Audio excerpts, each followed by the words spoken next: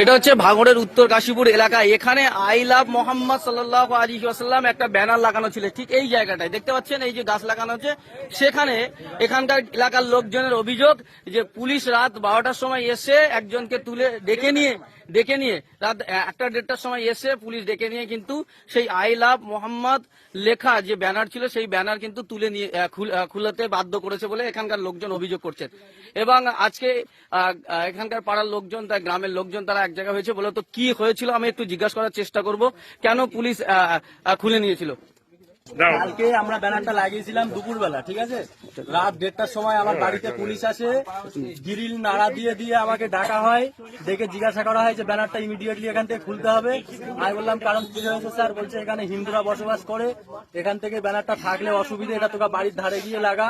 আমরা এটাও বলেছি যে আমরা ঘোষপুকুর ধারে লাগাবো। পুলিশ আমাদেরকে বলেছে যে আমাদের কাছ থেকে পারমিশন নিয়ে তারপর লাগাতে হবে। মানে ব্যানার লাগাতে গেলে পারমিশন নিতে হবে? এখানে তো হিন্দু মুসলিম সব একসাথে বসবাস করে। এটাও বলেছে যে তোরা এখানকার স্থানীয় কিনা, তোরা এখানে কটা ঘর বাস করিস, তোদের টাইটেল কি, হ্যাঁ সমস্ত আর কি পুলিশরা আমাদেরকে এরকম প্রশ্ন করেছে। কটার সময় এসেছিল? তখন রাত 1:30 বাজে আমার বাড়িতে পুলিশ যায়, গিয়ে গ্রিল নাড়া দিয়ে আমাকে ডাকা হয়। আমি বাইরে আসি, কেউ ছিল না। আমি ফোন করেছিলাম আমার পাড়ার ছেলেদের কাছে, কেউ ফোন রিসিভ করিনি, যার কারণে আমি একা মানে খুলতে বাধ্য হয়েছিলাম ব্যানারটা, ঠিক আছে। কি নাম তোমার? আমার নাম সাবির ধুকরে।